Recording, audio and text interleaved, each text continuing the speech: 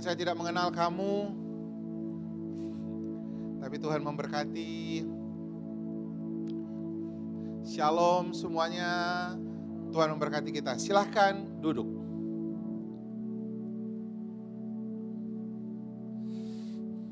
Shalom, kita akan belajar kebenaran firman Tuhan. 1 bulan ini kita berbicara tentang pengharapan.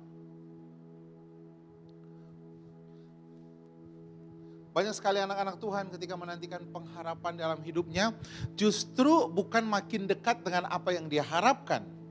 Bahkan banyak anak-anak Tuhan yang berkata, justru yang terjadi dalam hidup saya bukan yang saya harapkan, malah kejadian yang sebaliknya yang terjadi. Kenapa bisa seperti itu? Seringkali ketika masalah datang dalam hidup kita, Bapak Ibu, kita mengambil jalan kita sendiri. Firman Tuhan katakan jalan kita dengan jalan Tuhan, katanya jaraknya seperti apa? Langit dan bumi. Lalu kata firman Tuhan dilanjutkan lagi, terkutuklah orang yang mengandalkan kekuatannya sendiri, yang mengandalkan kuda-kuda Mesir katanya. Bukan hanya kekuatannya sendiri, tapi mengandalkan orang lain. Harusnya sama seperti apa yang dikatakan Daud, pertolonganku datangnya dari mana? Dari Tuhan, pencipta semesta alam.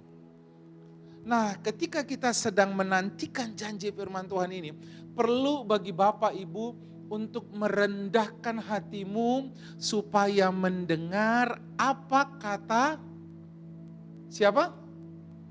Tuhan. Amin. Nah, tema hari ini adalah kerendahan hati mendahului kemuliaan. Atau ayatnya berkata kerendahan hati mendahului penghormatan. Galatia 5, kita mulai dengan ayat ini. Banyak sekali kita percaya bahwa kita ini adalah ciptaan yang baru. 2 Korintus 5 ayat 17. Kita adalah ciptaan yang baru, yang lama sudah berlalu, yang baru sudah datang. Jadi sekarang orang yang di sebelah saudara itu adalah ciptaan baru.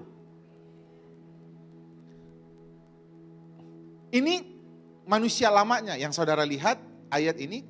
Galatia 5 ayat 19 itu adalah manusia lamanya. Galatia 5 ayat 22 hidupnya sebagai manusia baru. Buah-buah roh, Galatia 5 ayat 22, kasih, sukacita, sabaran, kemurahan, kelemah lembutan, penguasaan diri dan sebagainya. So on. Nah, banyak anak-anak Tuhan suka bilang begini, saya sih udah tahu lah grace, saya sudah mengerti grace, saya sudah paham, saya sudah ngerti banget apa yang dikhotbahkan di hari Minggu. Bapak Ibu, Anda gak bisa bilang mengerti kepada orang lain, karena orang lain yang bisa menilai kita. Dan firman Tuhan katakan, satu-satunya cara menilai saudara mengerti, firman Tuhan katakan, dari buahnya lah kelihatan.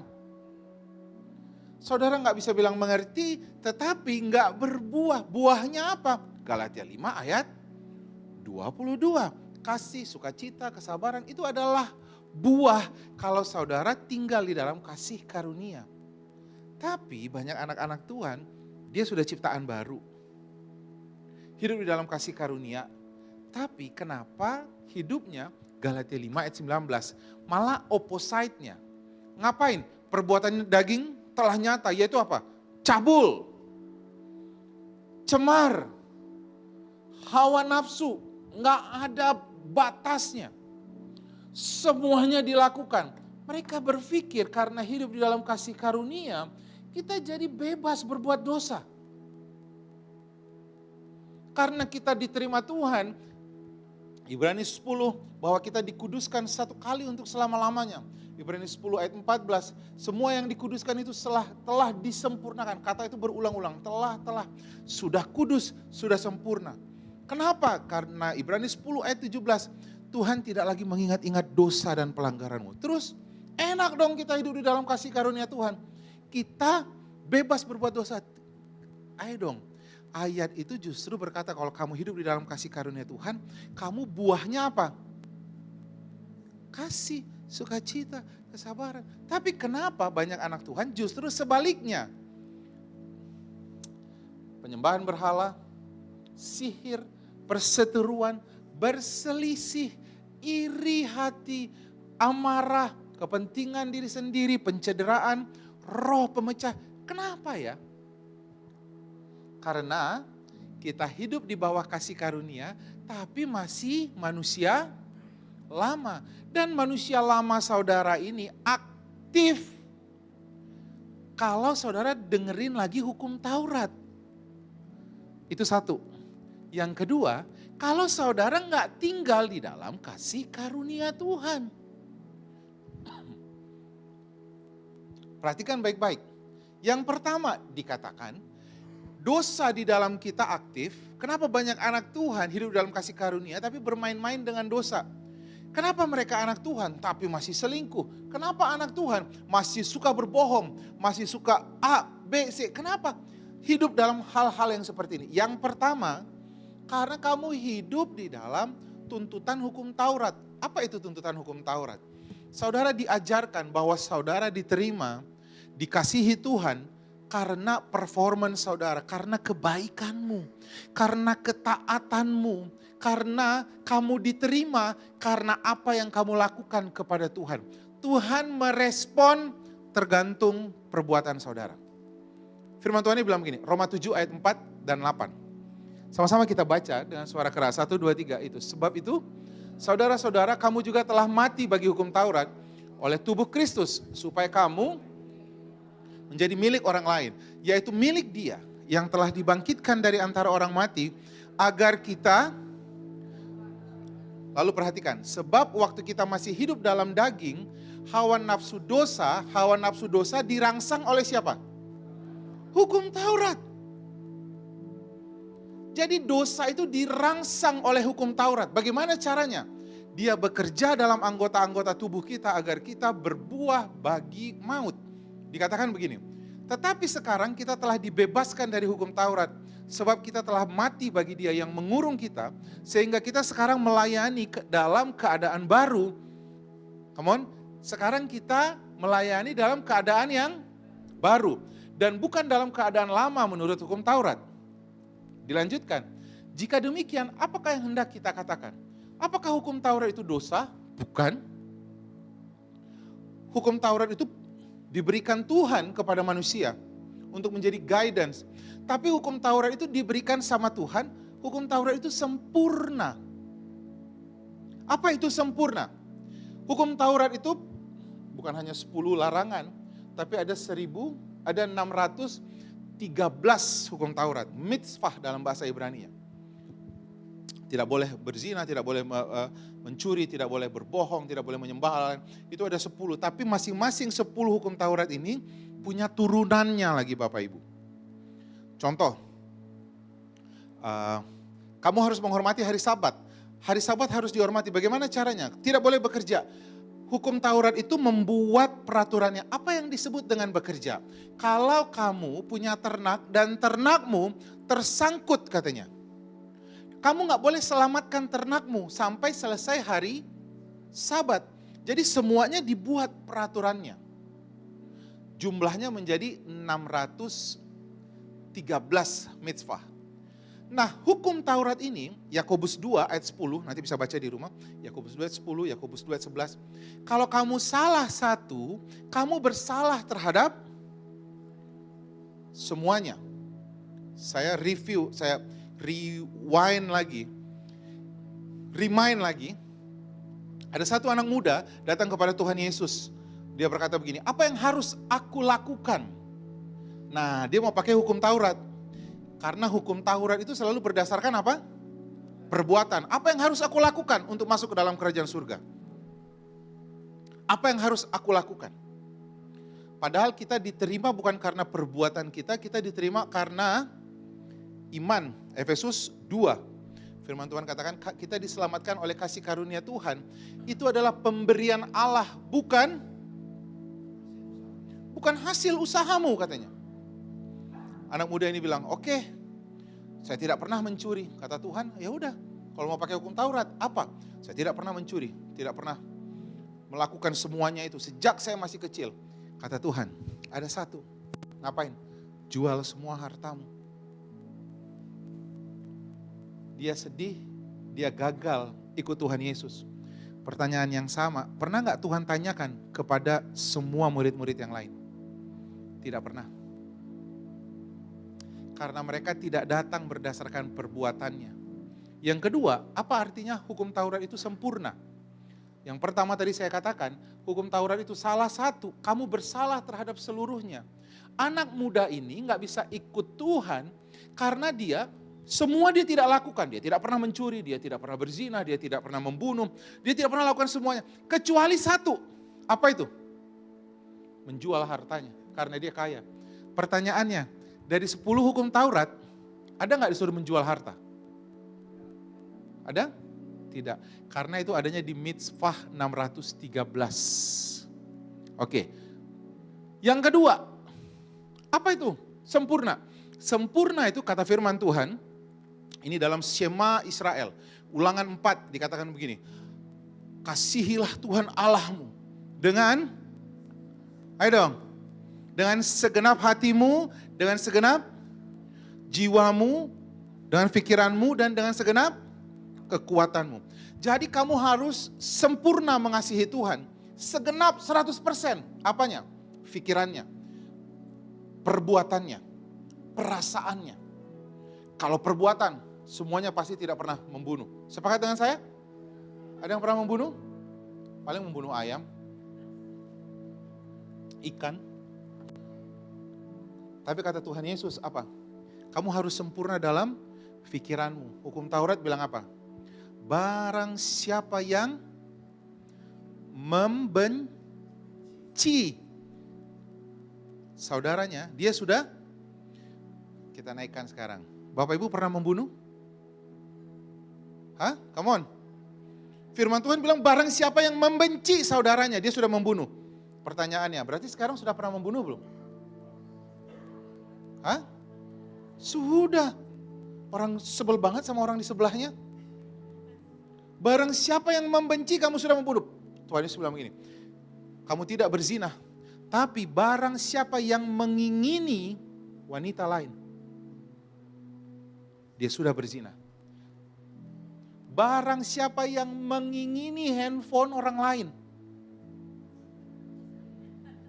Ini bagus banget ya handphonenya. Pak, seperti tas dia dong Pak. Ada huruf-huruf itunya. Padahal huruf di tas itu marganya Bapak Ibu. Itu marganya. Barang siapa mengingini milik orang lain, dia sudah mencuri. Lihat, karena apa seperti itu? Hukum Taurat itu sempurna. Bagaimana caranya dilakukan?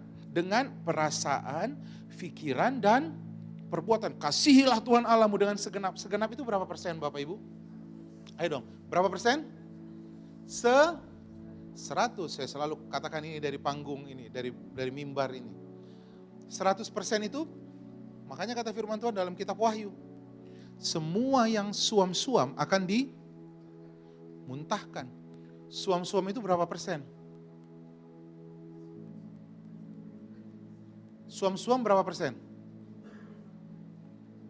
50%? Hangat-hangat kuku?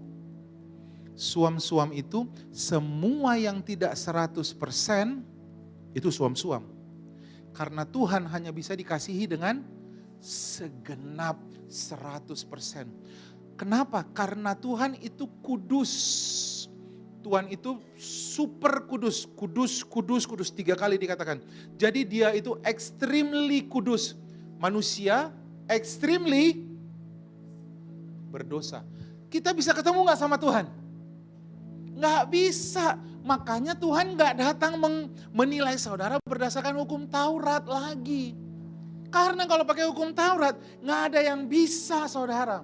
Tapi banyak anak-anak Tuhan yang masih hidup, dia tahu grace tetapi menerapkan hukum Taurat. Dan masih hidup di dalam hukum Taurat. Setiap kali saudara mendengarkan hukum Taurat yang berkata, jangan lakukan ini, Tuhan mengasihi kamu. Kalau kamu lakukan ini, Tuhan akan memberkati kamu. Kalau kamu berikan dulu ini, kasih dulu segini persen, baru Tuhan sayang sama kamu. No, no, no, no, no, no, no.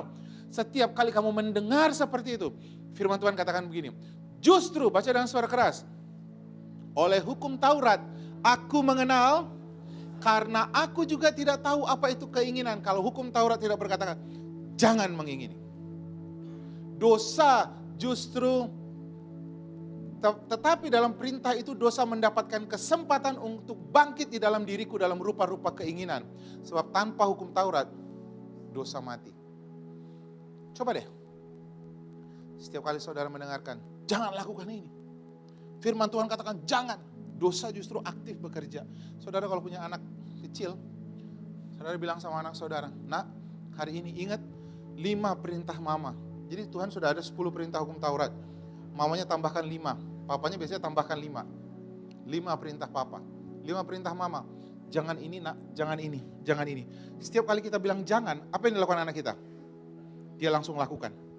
Jangan lari nak, iya mah, iya mah, iya mah, dia langsung lari. Jangan makan ngecap gitu nak. Iya mah. Setiap kali saudara berkata jangan, dosa jadi aktif bekerja.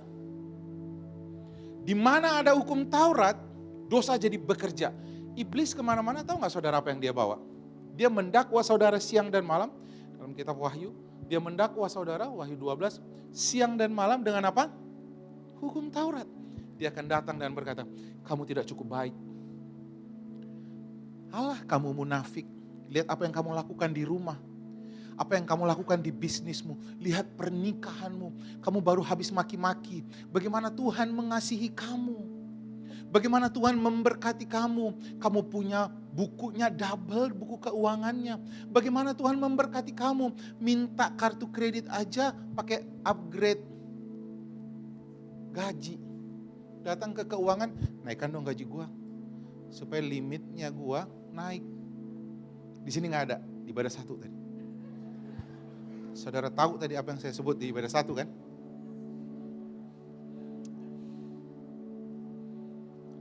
Ya, bagaimana kita diberkati? Firman Tuhan katakan Roma 5 ayat 8. Tuhan mengasihi kita bahkan ketika kita masih berdosa. Saudara dikasihi bukan karena perbuatan saudara. Tuhan mengasihi kamu karena Tuhan itu kasih. Itu adalah identitasnya. Jadi apa yang harus kita lakukan? Ajarkan anak saudara, ajarkan suami saudara, identitasnya di dalam Tuhan. Suaminya mau pergi, Pak ingat 5 hal yang Papa tidak boleh lakukan. Jangan gaul sama sekretaris Papa, jangan senyum, matamu jangan kelilipan, jangan makan siang dengan dia, jangan ini, jangan ini. 5, jangan anti selingkuh. Saudara, dia akan lakukan. Semua jangan saudara justru membangkitkan dosa untuk bekerja. Apa yang harus saudara lakukan? Nah ini yang banyak anak-anak Tuhan kehilangan. Mereka tahu mereka tidak hidup di dalam hukum Taurat. Kita hidup di dalam grace. Grace itu saudara harus aktif untuk tinggal bersama dengan Tuhan. Jadi ini bukan peristiwa otomatis. Kita tidak hidup lagi di dalam hukum Taurat, otomatis hidup di dalam grace. Ya enggak dong. Satu kali Salomo sedang jatuh cinta kepada perempuan Sulamit namanya. Kitab Kidung Agung yang saudara baca itu adalah kitab jatuh cinta Salomo kepada perempuan Sulamit. Lalu dia tulis begini perempuan itu. Jadi kalau saudara membaca betismu indah seperti ini. Itu betisnya perempuan itu. Nanti kalau saudara pergi ke surga, cari itu betisnya itu perempuan Sulamit ini. Perempuan ini istri ke-6-nya Salomo. Saudara sama-sama tahu istrinya Salomo berapa? 700. Gundiknya 300. Dia meninggal, masa masih ingat ya? Tekanan dari mertuanya. 2 mertua aja udah ngerepotin. Apalagi sampai segitu banyak. Jadi dia meninggal karena tekanan batin. Saudara. But anyway, itu cuma bercanda. Itu gak ada di Alkitab itu. Dia Yang saudara baca di kitab Kidung Agung itu adalah surat menyurat antara dua orang. Lalu dia bilang gini kepada perempuan Sulamit, karena dia jatuh cinta, dia bilang gini, kamu seperti bunga bakung. Yang lain bunga bangke. Nggak usah se-ekstrim itu. Yang lain bunga berduri, ayatnya memang begitu Pak, nggak bunga bangke. Kamu bunga bakung, yang lain bunga berduri. Lihat Bapak Ibu, kalau kita sedang jatuh cinta, masih ingat dulu jatuh cinta sama pasangan kita? Pokoknya dia semuanya, benar gak? Pakaiannya sobek-sobek, pakaian cowok lu kok sobek-sobek. Dia bukan sobek pakaiannya, dia irit. Kok dia pemarah? Dia bukan pemarah, dia cowok yang tegas.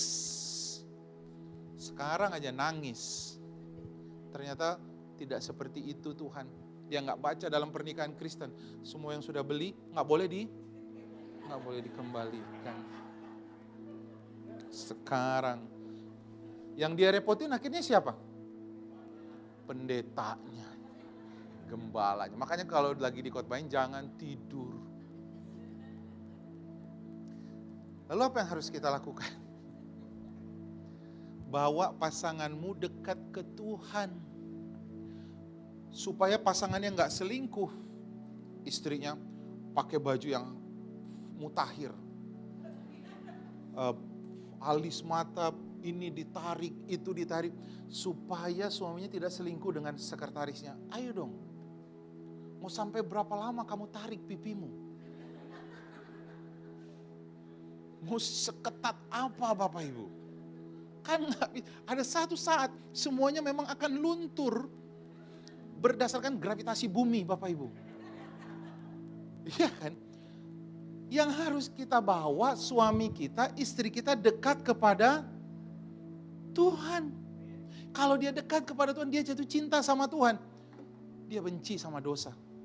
Ketika Salomo jatuh cinta kepada Sulamit, dia bilang, kamu bunga bakung, yang lain bunga berduri.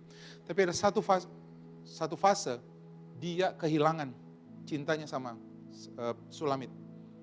Apa yang terjadi? Dia menikah Bapak Ibu sampai 1000 kali. 700 yang ke KUA, 300 bawa tangan. Ini parah banget. Saudara ngerti? Ketika kehilangan cinta kepada Tuhan, saudara jadi melakukan dosa. Tapi kalau saudara jatuh cinta kepada Tuhan, saudara jadi ngapain? Benci sama dosa. Amin? Amin? Nah, kalau saudara tidak hidup di bawah hukum Taurat, saudara harus ngapain? Hidup di bawah kasih karunia. Maksudnya, kata Tuhan. Nah, banyak anak-anak Tuhan yang gak sadar ini. Sudah bebas kita dari hukum Taurat. Iya, maksudnya hiduplah oleh roh. Jadi kalau kamu sudah tidak di ekstrim ini, hidup harus di ekstrim yang ini Bapak Ibu.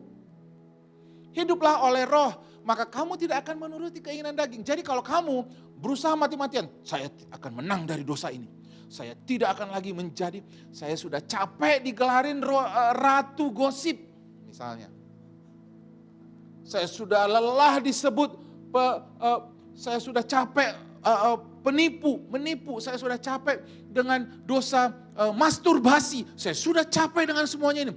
Tuhan, aku gak mau lagi melakukan ini. Gak bisa, itu sebabnya kamu jatuh lagi.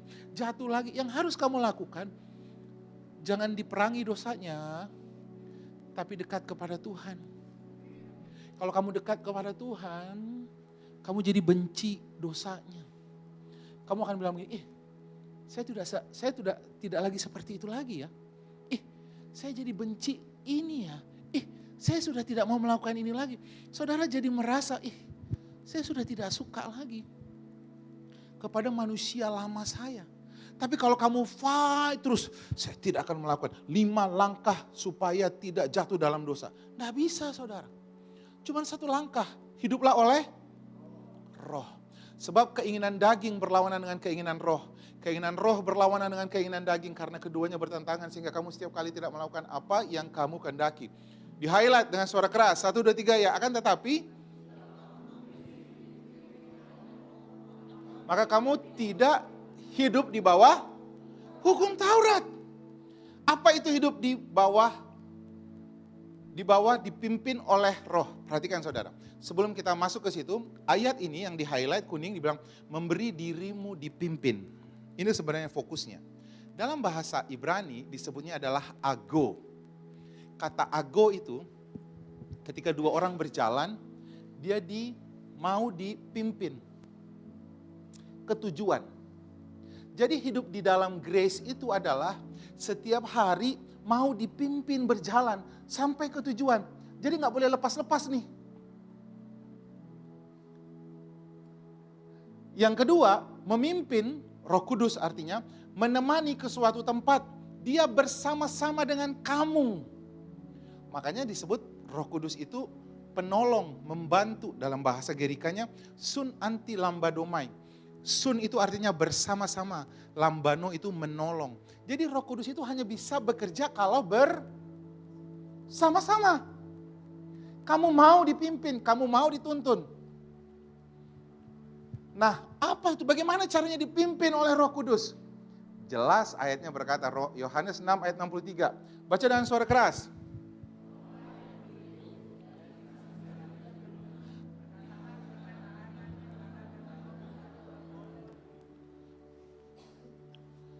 Jadi firman Tuhan katakan roh itu adalah apa? Firman Tuhan, perkataan-perkataan yang kukatakan kepadamu adalah roh. Banyak sekali anak-anak Tuhan demen banget cari impresi roh. Wah, Roh Kudus bilang apa ya? Oke, saya akan puasa cari apa kata roh. Roh Kudus itu disebutnya roh kebenaran. Kitab Yohanes katakan, dia adalah roh kebenaran, Yohanes 14. Dia berbicara hanya lewat apa? Firman. Tadi saya ceritakan, ada banyak orang, saya kasih contoh yang gampang deh. Suaminya sedang sakit, lalu dia bilang gini, Pastor, coba tanya Tuhan, menurut Tuhan gimana? Suami saya ini sembuh atau mati? Coba tanya Tuhan. Lalu dia bilang, Pastor tolong puasa, tanya Tuhan. Ngerepotin saya nih. Pastor tolong puasa, tanya Tuhan. Bapak Ibu, menurut Bapak Ibu apa yang saya lakukan? Saya diam, terus ngapain? Buka firman. Yesaya 53 ayat 5 berkata, sesungguhnya penyakit kita lah yang, lihat saudara, penyakitmu sudah ditanggung atau belum? Lalu kalimat terakhirnya bilang, oleh bilur-bilurnya kamu menjadi sembuh. 1 Petrus 2 ayat 24, oleh bilur-bilurnya kamu telah sembuh. Sembuh. Sehat. Tapi Pastor, kata dokter Pratikno, dia sudah stadium segini. Dengarkan baik-baik, highlight dengan jelas. Realita harus tunduk kepada firman Tuhan. Realita harus tunduk kepada firman Tuhan. Amin. Satu kali Tuhan Yesus mengajar murid-muridnya berdoa. Dia mulai doanya dengan kalimat begini. Bapa kami yang di surga. Kaget semuanya saudara. Orang Israel gak memanggil Tuhan sebagai Bapa. Mereka memanggil Tuhan sebagai Hashem, Tuanku. Kan? Dan mereka adalah hamba. Hashem katanya. Yesus mengajarkan Bapakku yang di surga. Lalu dibilang apa? Bapakku yang di surga. Sekarang pertanyaannya, saudara warga negara mana? Warga negara surga yang sedang tinggal di Pamulang. Ya kan? Di BSD. Benar? Saudara adalah warga negara surga yang sedang ada di Bintaro. Saudaraku, saudara ini pakai undang-undangnya siapa? Peraturannya peraturan siapa? Peraturan surga atau peraturan bumi? Peraturan surga. Makanya Tuhan ajarkan, jadilah kehendakmu di mana? Di bumi seperti di surga. Surga bilang apa? Saudara sudah sehat atau belum? sudah sehat. Itu sebabnya saudara harus menundukkan realita kepada firman Tuhan.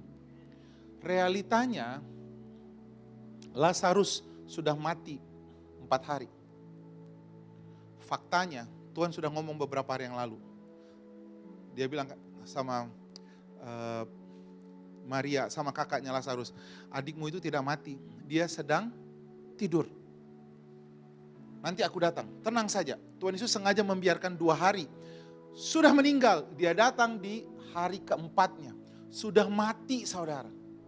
Realitanya sudah mati. Apa yang lebih buruk dari mati? Mati 2 hari, benar gak? Apa yang lebih buruk dari kematian 2 hari? Sudah 4 hari. Tapi sering kali kita lebih confirm dengan apa kata realita. Tapi Pak, keadaan keuangan kami sedang begini. Dan tagihan sedang banyak-banyaknya. Apa yang harus kami lakukan? Jawaban paling cepat, pinjol. Saya sudah berulang kali katakan, ada iblis yang lebih jahat dari Lucifer. Namanya pinjol. Bagi saudara yang tidak tersenyum, maaf saya harus katakan memang. Jauhi iblis yang ini saudara. Dia bermulut manis.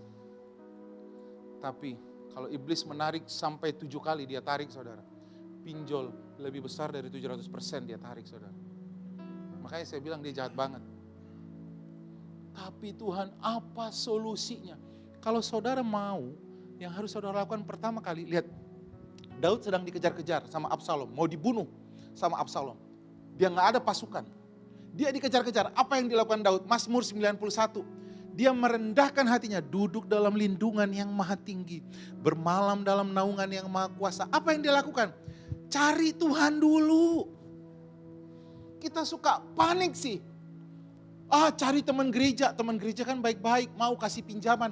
Ketika nggak dikasih, sakit hati, kecewa. Katanya anak Tuhan, memberikan pertolongan. Mana pertolongannya? Ketika ditanya kasih pinjaman, nggak mau. Kita kecewa. Lalu tulis di Instagram, manusia semuanya mengecewakan. Tapi hanya Tuhanlah kota perlindunganku. Allah karena sudah tidak ada. Lihat, harusnya yang kita lakukan, duduk dalam lindungan yang maha tinggi. Beberapa minggu yang lalu saya ceritakan sama saudara. Kita pergi pelayanan. Uang tidak ada, sama sekali. Saya tanya bendahara, bisa disupport? Gak bisa. Saya harus pergi ke kota lain. Bisa disupport? Tidak bisa. Apa yang bisa dilakukan? Solusinya selalu gampang saudara. Saya post, orang biasanya selalu support. Kalau saya posting di Instagram, selalu ada yang support dana.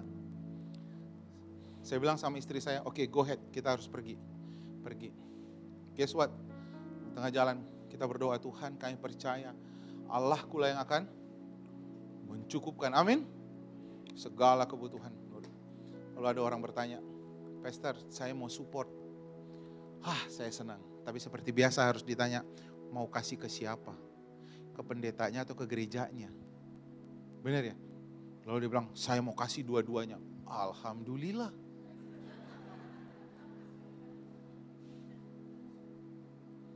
Tapi memang jalan dulu saudara. Laut Merah tuh gak kebelah. Kalau cuman diam aja ngeliatin Laut Merah. Laut Merahnya merah banget lagi. Ini merah bergendi atau apa ya? Lalu meratapi, dilihat ke belakang, tentara Mesir sudah dekat, kanan kiri, ada tembok, gunung batu. Apa yang, Tuhan, kau tidak akan pernah mempermalukan aku. No, yang dilakukan Musa. Taruh tongkat, benar gak saudara? Jalan dulu, saudara lihat mukjizatnya terjadi. Amin. Tuhan bilang, jalan, I will provide you. Jalan saudara.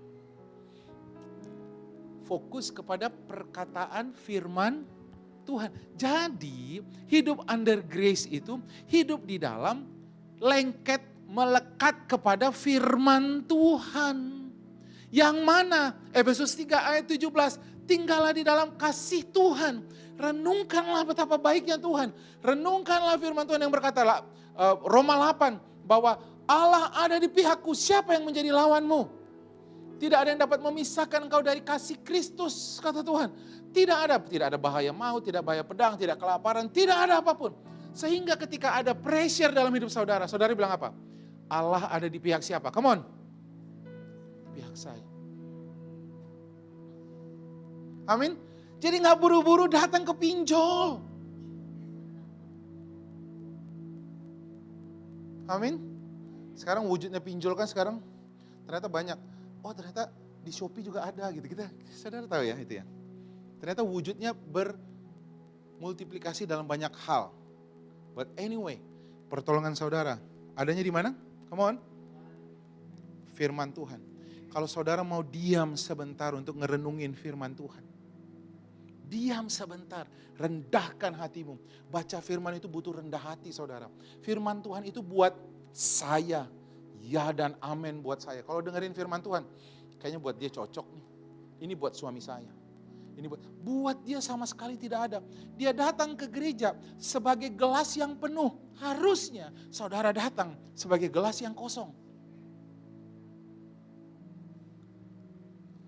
Kalau saudara mengerti yang dikasih tahu, saudara dengar firman Tuhannya. Lalu ngapain saudara? Confirm, amin. Makanya kita bilang, iya, amin. Sepakat dengan saya? Amin. Amin artinya jadilah sesuai firman Tuhan. Tetapi butuh yang berikutnya saudara. Saudara harus merenungkan dia siang dan malam. Saudara gak bisa bilang saya tinggal di dalam kasih Tuhan dalam firman. Tapi gak pernah direnungin. Kalau saudara renungkan, saudara akan setuju dengan perkataan saudara. Ini the first. Saudara akan percaya, enggak. 2 Korintus 8 ayat 9. Dia yang kaya rela menjadi miskin. Supaya saya yang miskin menjadi kaya. Aku sudah diberkati. Tapi rekening saudara bilang apa? Saldo tidak mencukupi.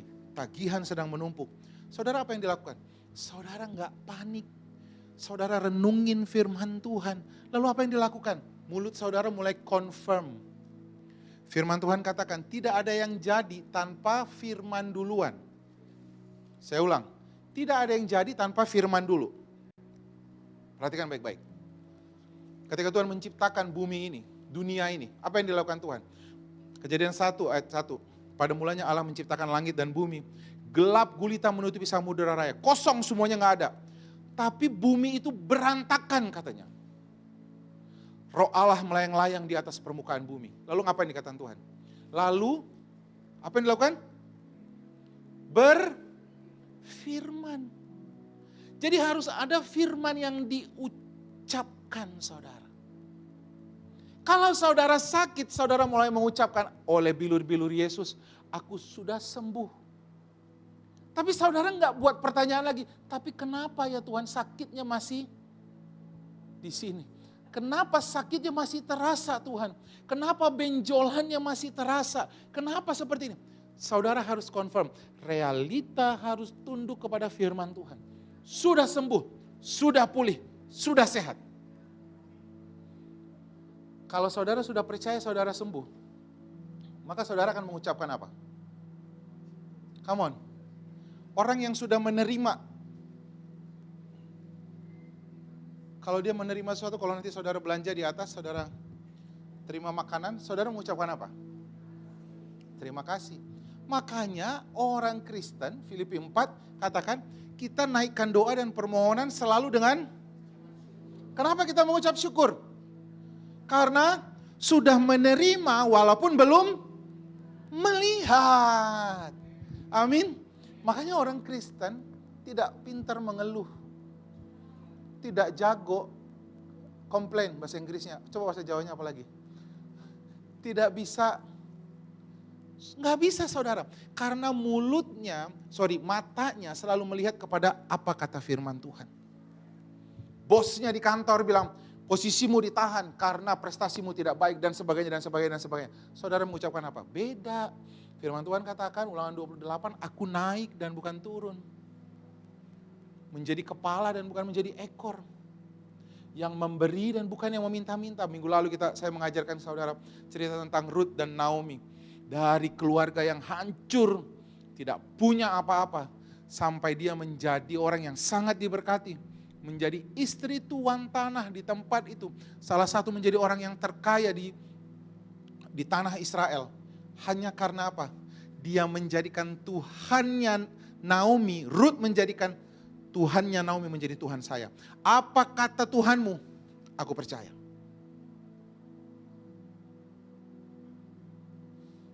Cuman kita suka kehilangan identitas, saudara. Ngerti kehilangan identitas? Kita menjadi serupa sama dunia ini. Ada masalah keuangan, kita merespon seperti apa kata orang dunia. Ada masalah sakit penyakit, grup anak Tuhan, Blesscom anak Tuhan, isinya semua anak Tuhan nih. Giliran pas sakit, 5 obat untuk mengatasi gejala-gejala pening.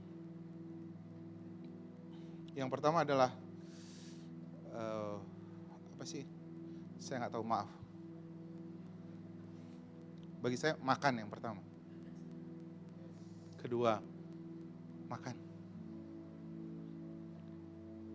5 gejala untuk mengatasi. Kalau di sininya sudah sakit, ditekan-tekan di atas telinga. Minum air ini, lakukan ini. Lihat saudara. Kenapa di grup yang katanya anak Tuhan, warga kerajaan surga, yang harusnya diucapkan adalah firman Tuhan bilang seperti ini loh. Kemarin ada satu grup dan saya ikut di grup itu, dikirimkan orang yang meninggal, anaknya meninggal, waktu lahir meninggal, lalu dokter kasih ke ibunya. Ibunya bilang begini sama dokter, kasih saya waktu, kata. Dokter pergi, semua perawat pergi. Mereka sudah nangis. Memang banyak anak Tuhan juga yang suka cari simpati ya. Sakit dikit tulis sama semua orang supaya orang lain menyemangati dia. Semangat, menyala kakak. Supaya ada orang yang, dia senang banget. Lalu dia cari tanda like, siapa aja yang sudah like. Terima kasih loh, ya amin, amin, amin. Seringkali kita cuma mau cari simpati.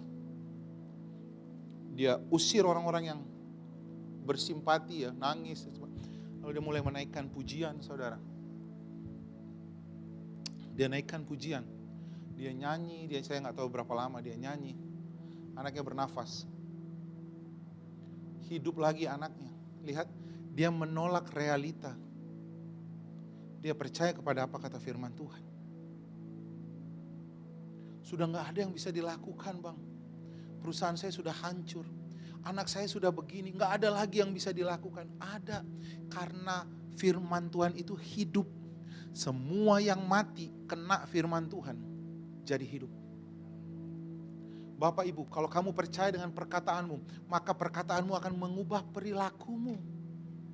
Kamu jadi percaya kamu sehat, yang tadinya sudah nggak komplain lagi, mulai percaya. Yang tadinya kalau jalan, aduh, sekarang mulai berjalan, walaupun jalannya masih terseret-seret, sakitnya masih terasa.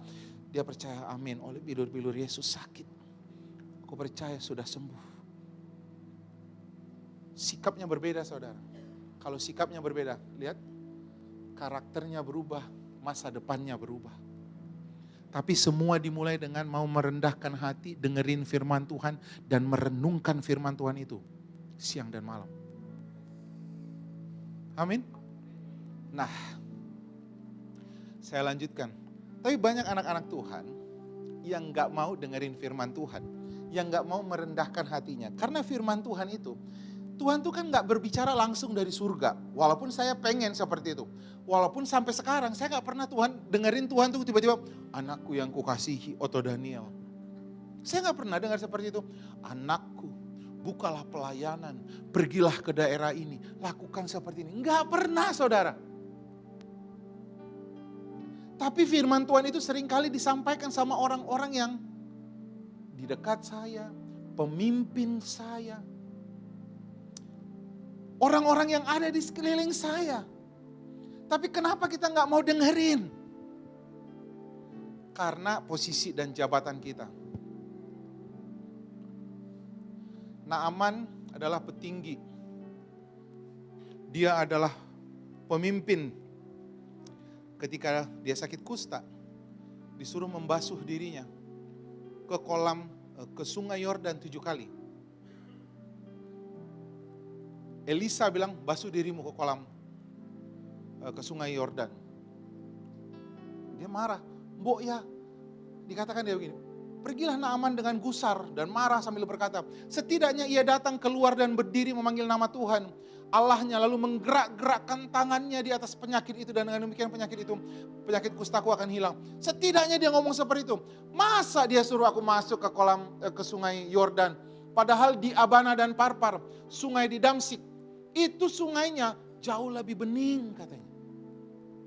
Lihat, seringkali kalau kamu punya jabatan tertentu, posisi tertentu, kamu di atas, kamu susah dengerin orang lain.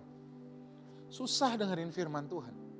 Kamu selalu punya argumen, kamu selalu punya pendapat. Ketika orang, saya selalu bingung, bilang begini, dulu orang ini gak seperti ini ya. Dulu itu kalau diomongin, iya bang, amin. Sekarang setelah punya sesuatu, menurut saya bang, dia sudah punya menurut. Yang saya omongkan ini firman Tuhan. Lah firman Tuhan mah absolut, gak ada yang lain. Tapi kalau menurut saya, gak seperti itu. Yang kedua, karena kamu berhasil melakukan sesuatu. Saul berhasil mengalahkan orang Amalek, menaklukkan mereka semuanya. Lalu Saul mengambil hasil jarahannya.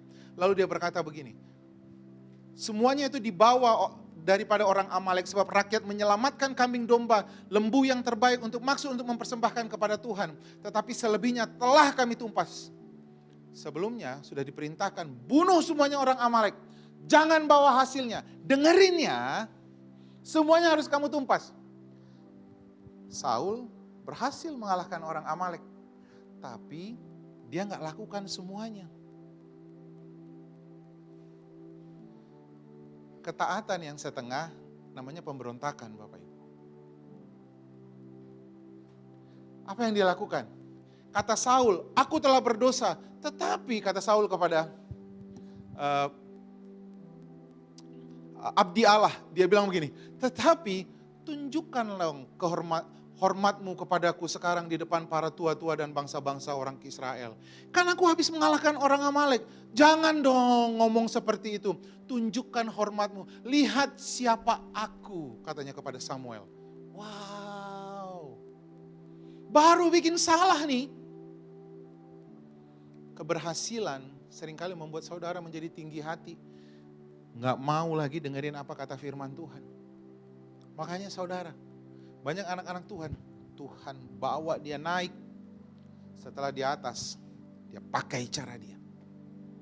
That's why kamu ada di bawah. Bukan karena Tuhan yang bawa kamu ke bawah. Karena jalanmu bukan jalanku, kata Tuhan. Yang ketiga, karena kesalahan para pemimpin atau kesalahan orang lain.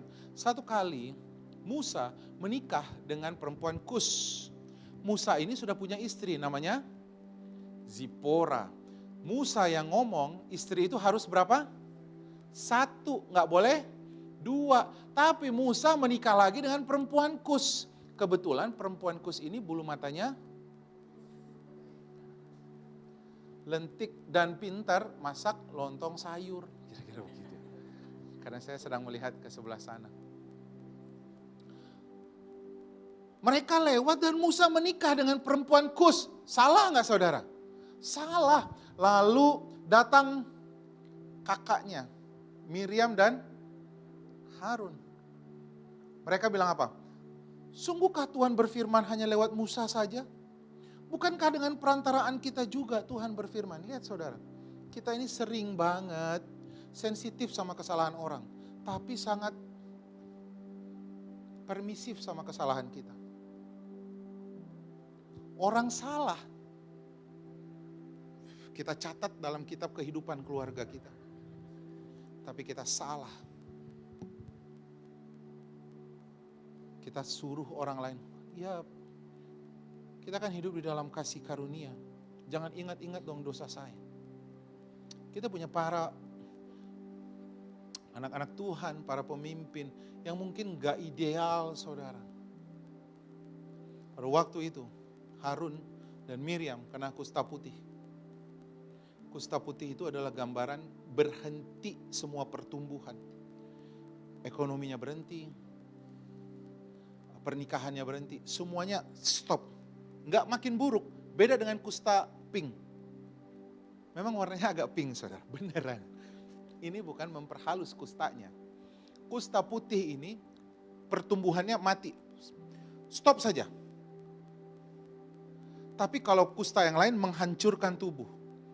Ini adalah gambaran berhenti semuanya, tidak terjadi apa-apa. Seringkali banyak anak-anak Tuhan nggak mau lagi dengerin karena kesalahan orang lain. Dan siapa Miriam dan Harun ini? Miriam ini adalah kakaknya Musa yang menjaga Musa ketika dilarutkan di sungai. Ketika ibunya larutkan, dia melarutkan Musa. Musa itu diambil sama anaknya Firaun. Masih ingat ceritanya? Lalu Miriam datang sama anaknya Firaun, dia bilang, aku tahu inang pengasuh. Boleh nggak dia diasuh sama inang pengasuh? Dia bawa ke ibunya kembali. Miriam ini punya sikap gini, loh emang kamu jadi pemimpin gara-gara siapa? Aku, sejak kecil aku. Siapa itu Harun? Yang ngomong sama Firaun siapa, saudara? Harun. Karena Musa tidak fasih ngomong kepada Firaun. Berulang-ulang kali yang datang siapa? Harun. Lihat, seringkali orang baik ini bermasalah, saudara. Saya selalu bilang, orang baik itu bermasalah. Karena apa? Karena kalau dia traktir orang, dia mau orang itu juga melakukan hal yang sama. Kalau dia kasih ke orang, dia mau orang itu juga melakukan hal yang sama. Orang baik ini selalu bermasalah. Makanya jangan jadi orang baik, jadi orang benar. Kalau orang benar, ngasih tangan kanannya, tangan kirinya, nyolek, balikin dong. Kalau orang benar, saudara, dia tahu bahwa apa yang dia lakukan, it will come back to me not from you, but from my Almighty God. Yang saya beri bukan datang dari kamu, tapi dari Tuhan pencipta semesta alam. Amin, saudara? Coba dong bilang sama orang sebelah saudara, jadi orang baik, jadi orang benar, jangan jadi orang baik saja. Baik ngeraktir orang, baik melakukan kebaikan sama orang, tapi saudara, kamu harus tahu, payback-nya datang dari siapa? Tuhan. Amin? Amin? Nah, saya tutup dengan cerita ini.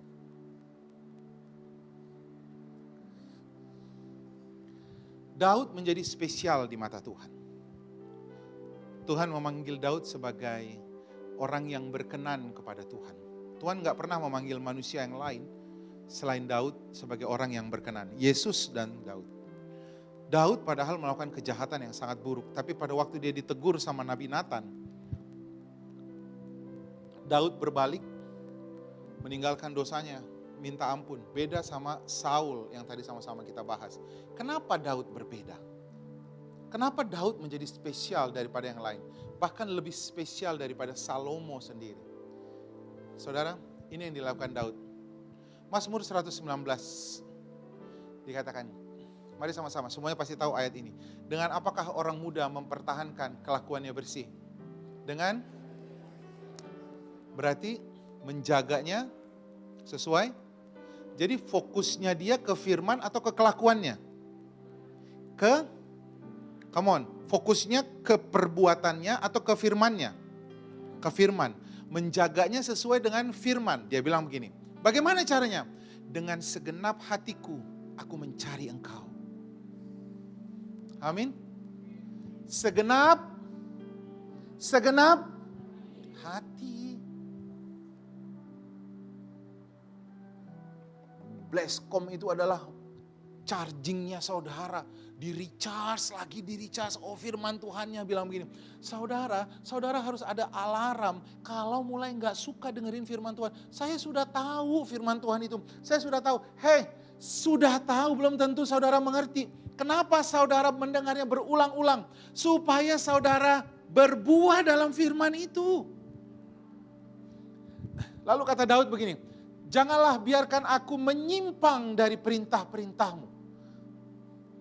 Dengan, baca dengan suara keras. Lihat saudara, firman Tuhan katakan, dalam hatiku aku menyimpan janji. Ayo dong, jangan hanya cari. Saya senang banget bang kalau ada ibadah minggu. Iya, disimpan enggak? Enggak sih bang. Dicatat enggak? Kan sudah ada di YouTube bang. Tinggal ngulang-ngulang aja di YouTube. Didengerin enggak?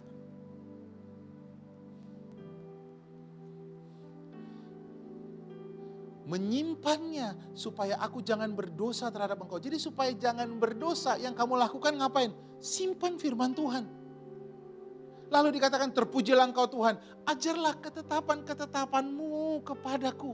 Lihat saudara, yang dilakukan Daud untuk menjaga kelakuannya bersih, karena dia waktu itu jatuh sama tante Batseba, yang dia lakukan sekarang supaya jangan jatuh lagi, fokus sama apa? Sama tante Batseba, bukan, fokus sama firman.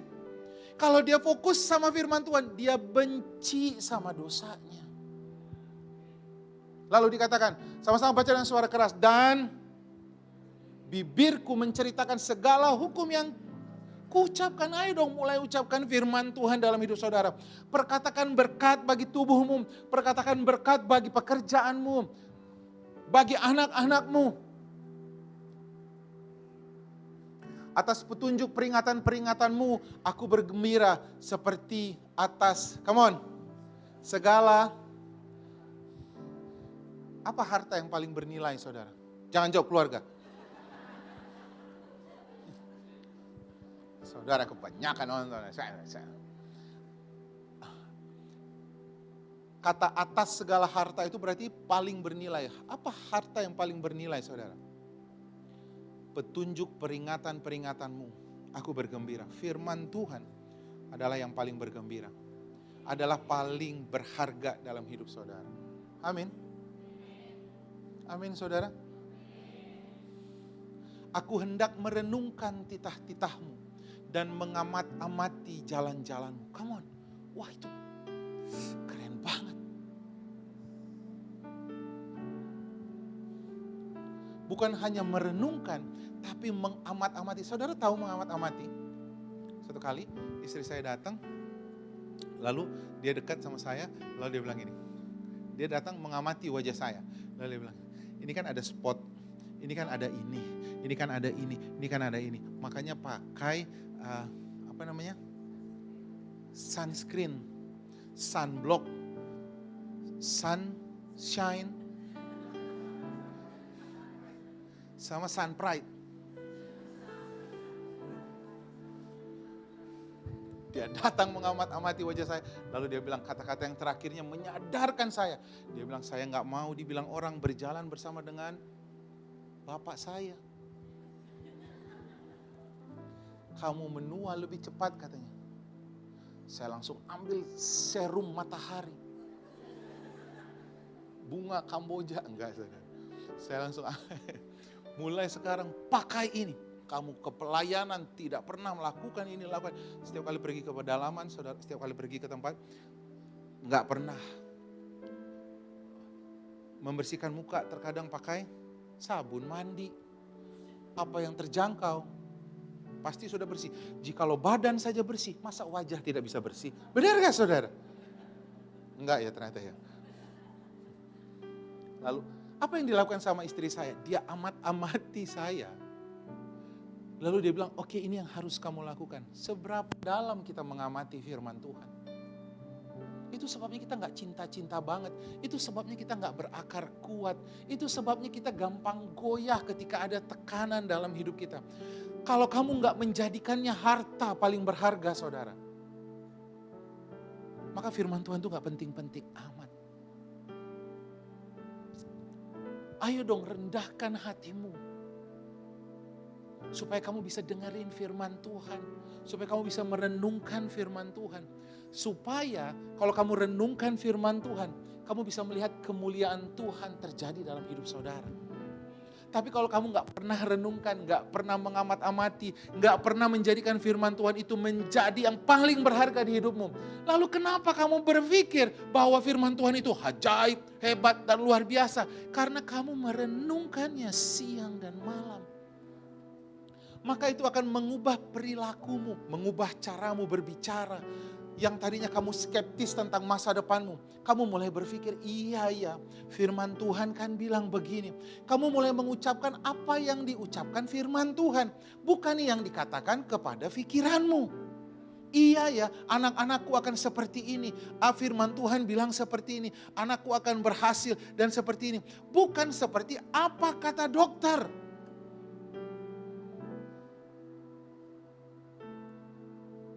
Suamimu akan seperti ini. Bukan, firman Tuhan katakan, aku dan seisi keluargaku akan menyembah Tuhan.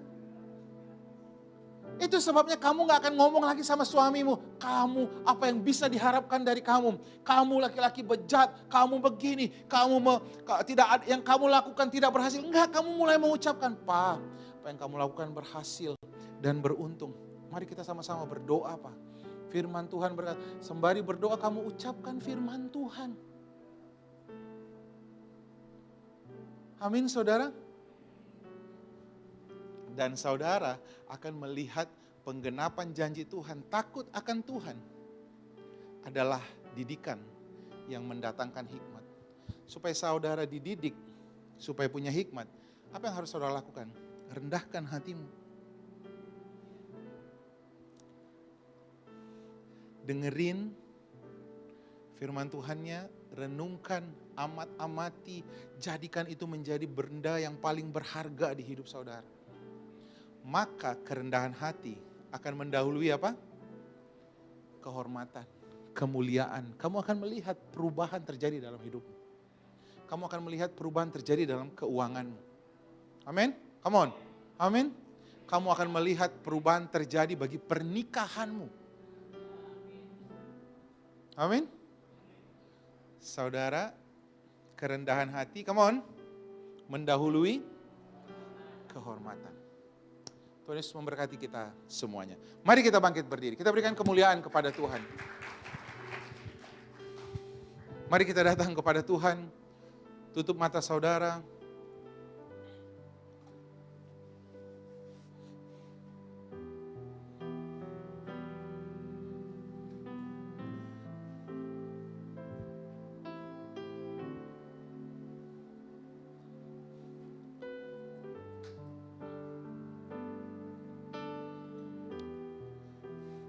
Dengarkan saya baik-baik, firman Tuhan itu adalah kehidupan. Firman Tuhan itu hidup. Setiap kali keluar dari mulut Tuhan, dia tidak pernah kembali dengan sia-sia. Firman Tuhan yang berkata seperti itu, dia tidak pernah gagal. Kalau Tuhan berfirman, ya dan amin. Tapi kamu harus sepakat. Itu sebabnya butuh kamu untuk merendahkan dirimu, untuk merenungkan firman Tuhan itu. Ayo dong buat komitmen-komitmen baru dalam hidup saudara. Sampai kamu mengerti bahwa yang paling berharga di hidupmu bukan pernikahanmu. Yang paling berharga bukan suamimu atau istrimu. Yang paling berharga bukan anak-anakmu. Yang paling berharga bukan usahamu atau uangmu. Yang paling berharga adalah Tuhan. Firman Tuhan, kalau Tuhan kamu dahulukan, maka yang lain itu akan ditambahkan kepada engkau. Selama ini kita salah fokus. Kita fokus kepada yang lain. Kita fokus kepada keuangan kita, kepada karir kita, kepada anak kita. Kita menjadikan pernikahan kita adalah pusat dari semuanya. No. Segala sesuatu itu dari Dia, oleh Dia, dan untuk Dia. Jadi harusnya kamu fokus kepada Tuhan. Fokus kepada firman Tuhan. Yang lain itu akan ditambahkan kepada engkau. Jikalau saudara percaya dengan apa yang saya katakan, angkat tangan kananmu tinggi-tinggi. Mari kita buat statement iman di hadapan Tuhan. Mulai dari hari ini, sama-sama kita katakan, kami percaya apa kata firman Tuhan lebih daripada realita. Realita harus tunduk kepada firman. Aku percaya firman Tuhan itu adalah hidup. Dimanapun, kemanapun aku menceritakan firman, mempercayai firman, mengucapkan firman, maka firman itu akan membawa kehidupan bagi pekerjaanku, bagi keuanganku, bagi pernikahanku, bagi anak-anakku. Hari ini aku buat komitmen baru, merendahkan hatiku untuk menjadikan firman Tuhan menjadi harta yang paling berharga di hidupku. Terima kasih Tuhan. Terima kasih Bapa. Terima kasih biar kebenaran firman Tuhan ini berbicara kepada setiap kami, meneguhkan setiap kami, berpengharapan hanya kepada firman Tuhan yang menjadi jawaban dalam hidup kami. Terima kasih Bapa. Mari kita mengangkat kedua tangan kita akhiri ibadah kita. Kiranya berkat daripada Allah Bapa, kebajikan dan kemurahan itulah yang akan menuntun engkau, membawa engkau ke air yang tenang, menyegarkan jiwamu, menuntun engkau ke jalan-jalan yang penuh dengan kebenaran, sehingga matamu dapat melihat betapa baiknya Tuhan dalam hidupmu. Yang Dia lakukan menunjukkan kebaikannya supaya kamu dan saya makin mendekat kepada Tuhan. Dia tidak datang untuk mencari dosa dan pelanggaranmu, tapi Dia datang untuk memulihkan engkau, membawa engkau dari kemuliaan kepada kemuliaan. Diberkatilah pernikahanmu, diberkatilah keluargamu, diberkatilah anak cucumu, diberkatilah kesehatanmu, diberkatilah pekerjaanmu, diberkatilah setiap pelayanan yang kau lakukan. Kita akan naik dan bukan turun, menjadi kepala dan bukan menjadi ekor, yang memberi dan bukan yang meminta-minta, supaya melalui perbuatan baik yang kita lakukan, nama Tuhan dipermuliakan. Sama-sama kita katakan, kami percaya, kami telah dikuduskan, kami telah dibenarkan, kami telah disucikan. Kami percaya, kami dikasihi, diberkati berkelimpahan dan sehat. Kami adalah pemenang.